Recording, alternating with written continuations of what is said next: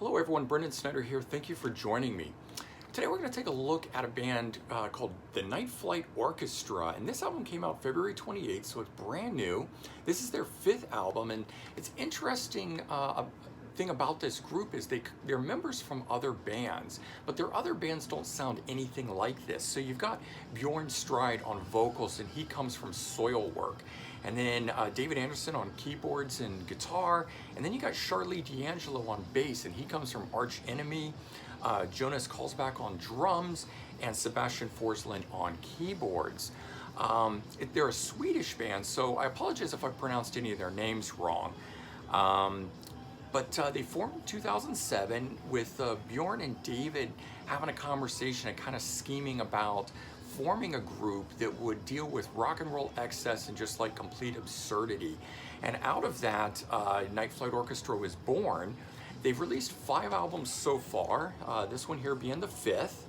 And the album has a very thin concept to it, the idea of dealing with the bittersweet consequences of a jet-set romance, and hence the name Aeromantic, the idea of aero and flight and romance. So Aeromantic is the title of this.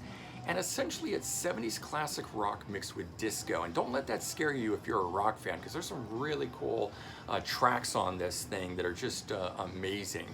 I just can't get enough of it right now. It's really growing on me. And the idea of that mix between classic rock and disco beats sounds strange, but it actually works really well. And I think that the keyboards on this album is what makes it. So, kudos out to David Anderson and Sebastian Forsland, their keyboard player, in here for that. But the songs I want to talk about here, track number 1, If Tonight Is Our Only Chance, was really great beat. I love the keyboards in this song, and it's just got this big over-the-top chorus to really kick things off here. It's just pretty amazing. Track number 4, This Boy's Last Summer, was the first track on this that really stood out to me. It's got a cool chugging rhythm on it, a soaring chorus, and it just makes for a great anthem. The next track on here, track 7, Aeromantic, it's the title track of this. And it's got this cool repeating keyboard intro on it. And along with its co-lead vocals, there's the main, Bjorn singing, but there's a female singing along with him in it in the background. And it's just a nice touch, makes for a really powerful track. Track number 9, Taurus. And this one here has got a nice driving bass line in it.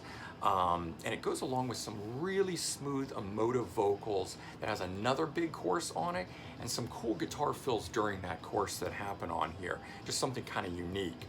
And then track 10, Carmencita 7 is the name of that track, and it's just a really cool, like Rick Springfield style 80s rock track. And it's just, got another cool soaring chorus in it and everything. So the bottom line is, on this album here, I think the whole album's really good. It's totally stuck with me after listening to it. I just keep hitting the replay on it. And it's this mix of the disco and classic rock, while strange, actually I think is what makes it so inviting. It's one of those things that gets stuck in your head and you just keep listening to it. And ultimately the album is really fun, and I think it's got a really exciting vibe to it. I think if you're into the 80s, I think you're gonna love this record. So this is the front cover of it, and there's the back side of it.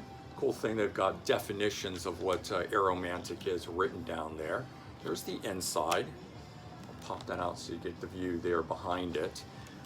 And then the booklet itself, while no pictures of the members or anything, they really let it focus on the idea of the album and this Night Flight Orchestra Aeromantic type thing. Got all the lyrics and everything and who wrote it, and it's cool pictures of the guys in the background and stuff, but not like a band photo or anything like that you can really see and have them stand out as front people or so. But there's the book. And as I said, I think this is a really great, strong album. If you're into classic rock and you want to try something new and you like 80s music, a la Rick Springfield and stuff like that, I think you're going to really dig this. All right, hope you enjoyed this, and if you did, please remember to comment, like, and subscribe. Let me know your thoughts, and I hope everyone has a great day. Take care, and bye-bye.